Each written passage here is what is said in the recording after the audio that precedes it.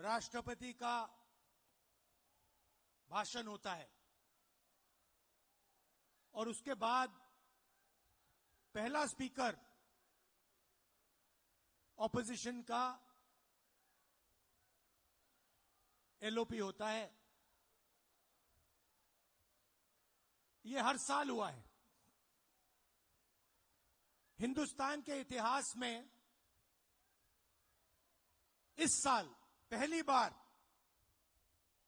लोकसभा में leader of opposition को बोलने नहीं दिया गया।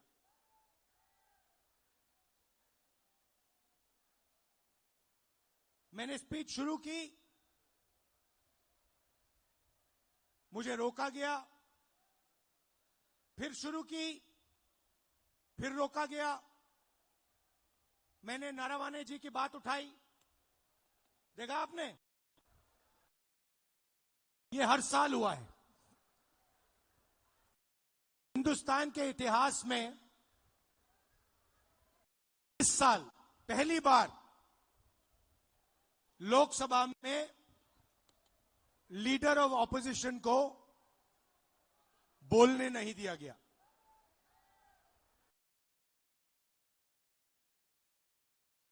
मैंने स्पीच शुरू की, मुझे रोका गया, फिर शुरू की, फिर रोका गया। मैंने नारावाने जी की बात उठाई, देखा आपने, नारावाने जी ने किताब लिखी है, उसमें किताब में उन्होंने साफ लिखा, जब चाइना के टैंक हिंदुस्तान की बाउंड्री के अंदर आ रहे थे तो उन्होंने राजनाथ सिंह जी को फोन किया और उनसे पूछा मेरा ऑर्डर क्या है। राजनाथ सिंह जी ने जवाब नहीं दिया। उसके बाद अजीत डोभाल को फोन गया कि चाइना के टैंक हिंदुस्तान के अंदर आ रहे हैं, मुझे क्या करना चाहिए, ऑर्डर बताइए। कोई जवाब नहीं दिया। उसके बाद जयशंकर जी को फोन किया, हिंदुस्तान के आर्मी चीफ ने उनसे कहा कि देखिए चाइना की आर्मी, चाइना के टैंक अंदर आ रहे हैं, मुझे क्या करना है। कोई जवाब नहीं। उसके बाद 2 घंटे बाद फिर से नारावाने जी ने डिफेंस मिनिस्टर को कॉल किया, कहते हैं आप मुझे ऑर्डर दीजिए, 2 घंटे हो गए हैं, आप प्रधानमंत्री से पूछिए मेरा ऑर्डर क्या है।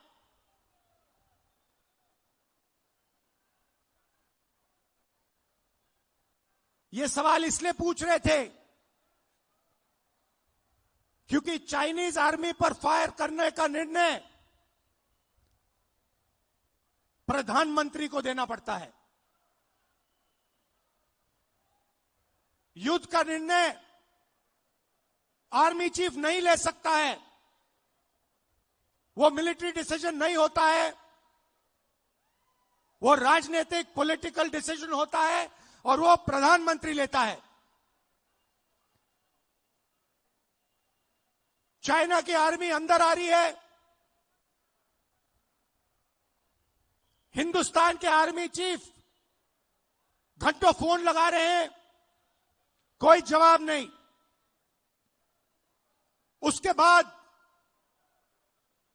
राजनाथ सिंह जी प्रधानमंत्री को फोन करते हैं, प्रधानमंत्री ने आर्मी चीफ से बात नहीं की,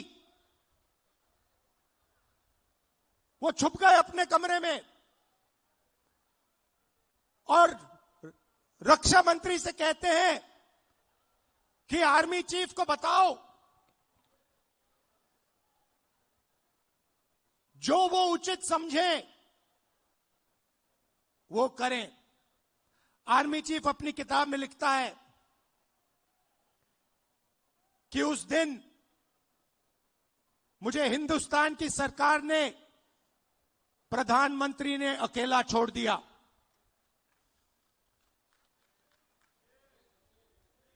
बात समझिए,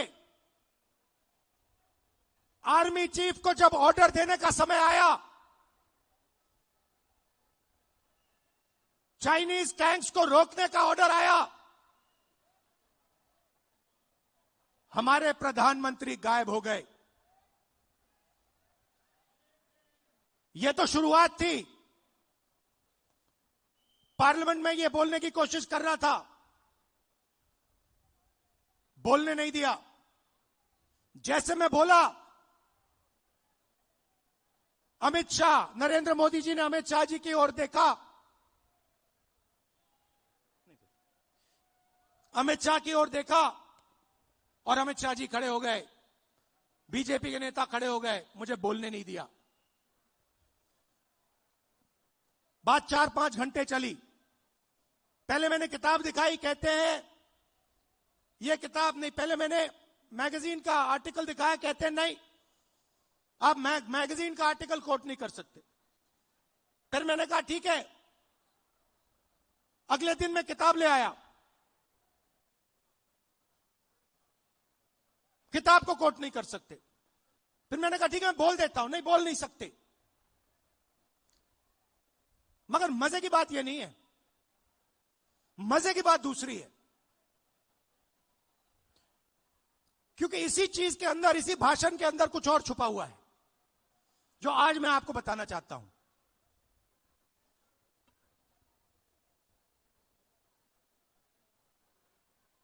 हुआ क्या, मैं नरवाने जी की बात कर रहा था, 4-5 घंटे मुझे रोका, मगर बैकग्राउंड में एक और चीज चल रही थी। और किसान भाई आप अच्छी तरह सुनो, 4 महीने के लिए हिंदुस्तान और अमेरिका का जो समझौता है वो रुका हुआ था।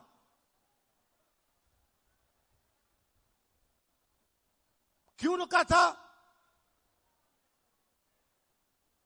कृषि के मामले पर रुका था। हिंदुस्तान की सरकार नहीं चाहती थी कि अमेरिका की बड़ी बड़ी कंपनियां सोया, कपास, भुट्टा हिंदुस्तान में बेच पाए, दाल हिंदुस्तान में बेच पाए। हिंदुस्तान का कोई किसान नहीं चाहता, कोई राजनेता नहीं चाहता, और हिंदुस्तान की सरकार भी नहीं चाहती थी। 4 महीने चर्चा बंद पड़ी थी।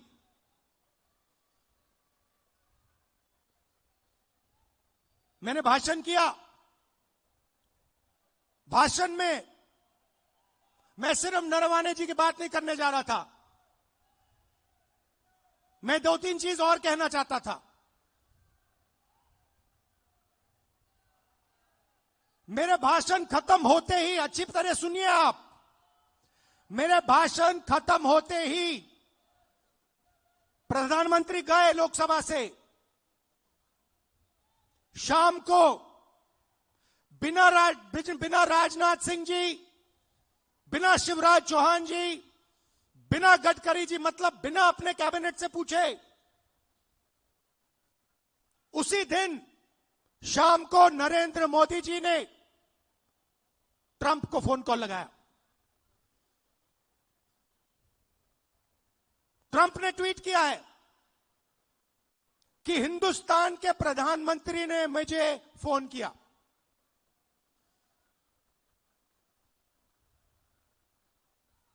हिंदुस्तान के प्रधानमंत्री ने मुझे फोन किया और कह दिया कि यूएस इंडिया डील को मैं साइन करने को तैयार हूं। मैं आपसे पूछना चाहता हूं, ये 4 महीने डील रुकी हुई थी।